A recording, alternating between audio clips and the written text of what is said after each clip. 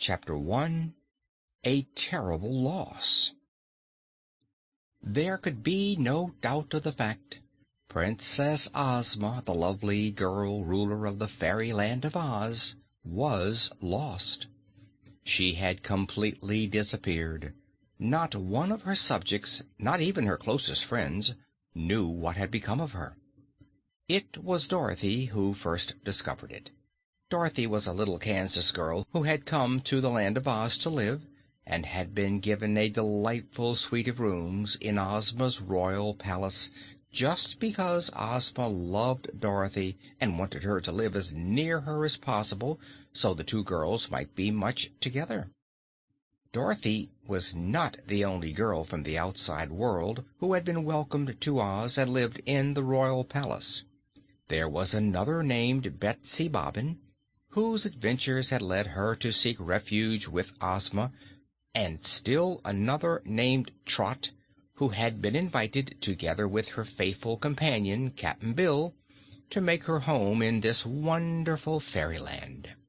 The three girls all had rooms in the palace and were great chums, but Dorothy was the dearest friend of their gracious ruler, and only she at any hour dared to seek Ozma in her royal apartments. For Dorothy had lived in Oz much longer than the other girls, and had been made a princess of the realm. Betsy was a year older than Dorothy, and Trot was a year younger, yet the three were near enough of an age to become great playmates, and to have nice times together. It was while the three were talking together one morning in Dorothy's room that Betsy proposed they make a journey into the Munchkin country, which was one of the four great countries of the Land of Oz ruled by Ozma. "I've never been there yet," said Betsy Bobbin, "but the Scarecrow once told me it is the prettiest country in all Oz." "I'd like to go too," added Trot. "All right," said Dorothy. "I'll go and ask Ozma. Perhaps she will let us take the Sawhorse and the Red Wagon, which would be much nicer for us than having to walk all the way. This Land of Oz is a pretty big place when you get to all the edges of it." So she jumped up and went along the halls of the splendid palace until she came to the royal suite, which filled all the front of the second floor. In a little waiting room sat Ozma's maid, Jellia Jamb, who was busily sewing. "Is Ozma up yet?" inquired Dorothy. "I don't know, my dear," replied Jellia. "I haven't heard a word from her this morning. She hasn't even called for her bath or her breakfast, and it is far past her usual time for them." "That's strange!" exclaimed the little girl. "Yes," agreed the maid, "but of course no harm could have happened to her. No one can die or be killed in the Land of Oz. And Ozma is herself a powerful fairy, and she has no enemies, so far as we know. Therefore, I am not at all worried about her, though I must admit her silence is unusual." "Perhaps," said Dorothy thoughtfully, "she has overslept, or she may be reading or working out some new sort of magic to do good to her people." "Any of these things may be true," replied Jellia Jamb, "so I haven't dared disturb our royal mistress. You, however, are a privileged character, Princess, and I am sure that Ozma wouldn't mind at all if you went in to see her." "Of course not," said Dorothy, and opening the door of the outer chamber, she went in. All was still here. She walked into another room, which was Ozma's boudoir, and then, pushing back a heavy drapery richly broidered with threads of pure gold, the girl entered the sleeping room of the fairy ruler of Oz. The bed of ivory and gold was vacant. The room was vacant. Not a trace of Ozma was to be found.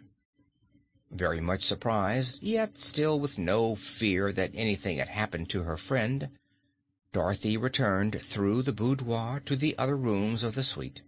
She went into the music room, the library, the laboratory, the bath, the wardrobe, and even into the great throne room which adjoined the royal suite. But in none of these places could she find Ozma. So she returned to the anteroom where she had left the maid, Jellia Jamb, and said, "She isn't in her rooms now, so she must have gone out." "I don't understand how she could do that without my seeing her," replied Jellia, "unless she made herself invisible." "She isn't there, anyhow," declared Dorothy. "Then let us go find her," suggested the maid, who appeared to be a little uneasy. So they went into the corridors, and there Dorothy almost stumbled over a queer girl who was dancing lightly along the passage. "Stop a minute, Scraps," she called. "Have you seen Ozma this morning?" "Not I," replied the queer girl, dancing nearer. "I lost both my eyes in a tussle with the Woozy last night, for the creature scraped 'em both off my face with his square paws. So I put the eyes in my pocket, and this morning Button-Bright led me to Aunt Em, who sewed 'em on again. So I've seen nothing at all today, except during the last 5 minutes. So of course I haven't seen Ozma." "Very well, Scraps," said Dorothy, looking curiously at the eyes, which were merely two round black buttons sewed upon the girl's face. There were other things about Scraps that would have seemed curious to one seeing her for the first time. She was commonly called the Patchwork Girl because her body and limbs were made from a gay-colored patchwork quilt which had been cut into shape and stuffed with cotton. Her head was a round ball stuffed in the same manner and fastened to her shoulders. For hair, she had a mass of brown yarn, and to make a nose for her, a part of the cloth had been pulled out into the shape of a knob and tied with a string to hold it in place.